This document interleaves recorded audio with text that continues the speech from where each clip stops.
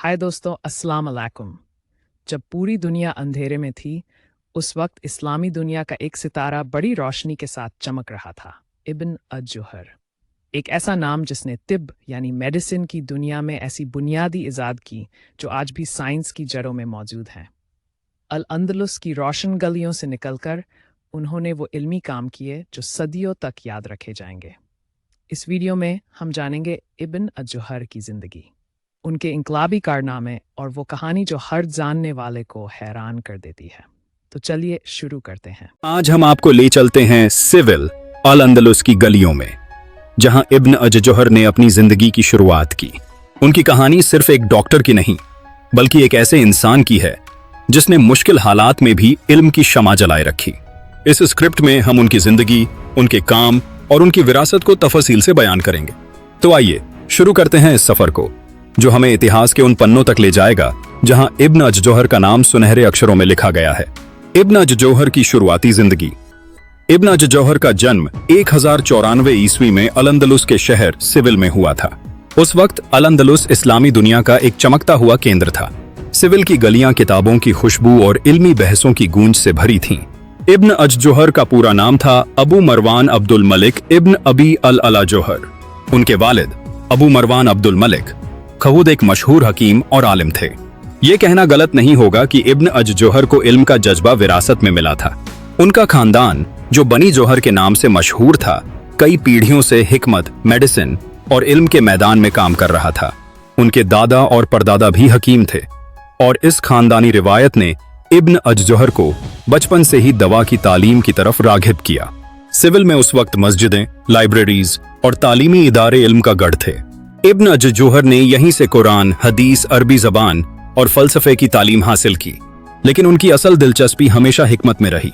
उनके वालिद ने उन्हें न सिर्फ किताबी इल्म दिया, बल्कि मरीजों का इलाज करने का तजुर्बा भी सिखाया। उस जमाने में हकीम अपने शागिर्दों को मरीजों के पास ले जाते थे ताकि वो असल जिंदगी में बीमारियों को समझ सकें। इब्न अज-जुहर ने यही तजुर्बा हासिल किया और जल्दी ही अपनी काबिलियत से सबको हैरान करने लगे। उनकी नजरें इतनी तेज थीं कि वो मरीज की हालत को सिर्फ देखकर ही बीमारी का अंदाजा लगा लेते थे। मेडिकल करियर और इजादात। इब्न अज-जुहर की जिंदगी का सबसे अहम हिस्सा उनका मेडिकल करियर था। वो सिर्फ एक हकीम नहीं थे, बल्कि एक सर्जन, फार्माकोलॉजिस्ट और रिसर्चर भी थे। उनकी सबसे मशहूर किताब अल तहसीर फिल मुदावात वल तदबीर, book of simplification concerning therapeutics and diet, ने दवा की दुनिया में एक नया मोड़ लाया। इस किताब में उन्होंने बीमारियों के इलाज, दवाओं और खान पान के तरीकों को इतनी आसानी से बयान किया कि आम हकीम भी इसे समझ सकें। इब्न अज-जुहर ने सर्जरी में कई ऐसी तकनीकें ईजाद की जो उस वक्त के लिए इनकलाबी थीं। मिसाल के तौर पर उन्होंने गले की सर्जरी, ट्रेकियोटमी, को बेहतर बनाया ताकि सांस लेने में तकलीफ वाले मरीजों की जान बचाई जा सके। इसके अलावा उन्होंने किडनी स्टोन्स और स्किन डिजीज जैसे स्कैबीज, खुजली के इलाज में नई दवाएं और तरीके पेश किए। उनकी सबसे बड़ी खासियत थी कि वो इल्म को तजुर्बे की बुनियाद पर परखते थे। उस जमाने में कई हकीम जादू टोने या पुरानी गलतफहमियों पर यकीन करते थे, लेकिन इब्न अज-जुहर ने साफ कहा कि दवा का इल्म तजुर्बे और मशाहिदे, ऑब्जर्वेशन पर होना चाहिए। वो मरीजों की हालत को बारीकी से देखते, उनकी बीमारी के असबाब, कॉजेज ढूंढते और फिर इलाज का तरीका तजवीज करते। उनका एक और अहम काम था दवाओं की तहकीक। उन्होंने कई नई दवाएं बनाई और पुरानी दवाओं को बेहतर किया। मिसाल के तौर पर उन्होंने पौधों और जानवरों से बनी दवाओं का इस्तेमाल करके नई फार्मूले बनाए। उनकी ये खोजें बाद में यूरोप के हकीमों ने भी अपनाई। इब्न अज-जुहर की तुलना अक्सर इब्न सीना, एविसेना और अल राजी जैसे बड़े हकीमों से की जाती है, लेकिन जहां इब्न सीना ने अपनी किताब कानून फित तिब में दवा का पूरा नक्शा पेश किया, वहीं इब्न अज-जुहर ने खास तौर पर प्रैक्टिकल मेडिसिन और सर्जरी पर जोर दिया। उनकी किताबें ज्यादा आसान और इस्तेमाल के लिए मुनासिब थीं, जिसकी वजह से वो हकीमों के बीच बहुत मकबूल हुई। सियासी उथल पुथल में जिंदगी, लाइफ अंडर पॉलिटिकल टर्मोइल। इब्न अज-जुहर की जिंदगी सिर्फ इल्म और दवा तक सीमित नहीं थी।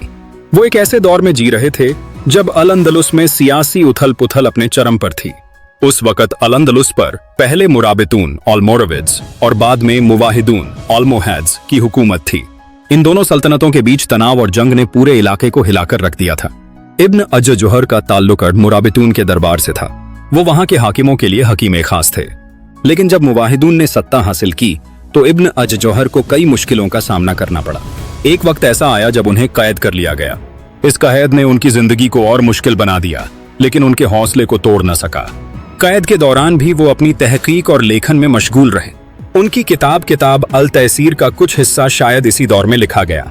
इस मुश्किल वक्त में उनकी इबादत और इल्म के प्रति दीवानगी ने उन्हें मजबूत रखा। बाद में जब वो रिहा हुए तो उन्होंने फिर से मरीजों की खिदमत शुरू की और अपनी तहकीक को और आगे बढ़ाया। अगर आपको इब्न जुहर की ये कहानी पसंद आई हो तो इस वीडियो को ज़रूर लाइक करें, अपने दोस्तों के साथ शेयर करें और चैनल को सब्सक्राइब करना ना भूलें। नीचे कमेंट में बताइए कि अगली वीडियो किस मुस्लिम साइंटिस्ट या हकीम पर देखना चाहते हैं। मिलते हैं एक और इल्मी और तारीखी सफ़र में। तब तक के लिए खुदा हाफिज़।